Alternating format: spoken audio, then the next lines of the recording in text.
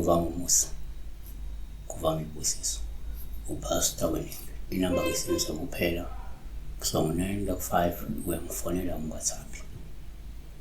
Ngaba kulamaphupho ufona ngo-9 Monday to Friday kuphela ngoWhatsApp. Sobelezwe njalo icela ukuthi amen baba. Cela ukubuza kuchaza nophupha umuntu ongasekho ejabule. Akuhlabele inkukhu. She dreamt of a deceased person slaughtering a chicken for her. Nakusinokusho 1 kokujwayelekile ukuphupha umufi uphawu oluhluma ekuhlabeni inkukhu. Lokho kusho ukuthi kungenzeka uzoba nenhlanhla uphinde ubusiswe ngempumelelo kungekudala.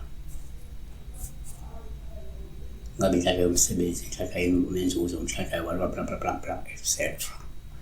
2 ngokwesintu uma uphupha umufi uphawu oluhluma ekuhlabeni inkukhu. Lokho kusho kungenzeka umufi uyithongo elihle futhi inhlanhla yengcebo nemali kanye nempumelelo ivela noma kunikwa uyena umufi. 3 omunye angayibheka kanje, kuyenzeka uma uphupha umufi uphawu oluhluma ekuhlabeni inkukhu.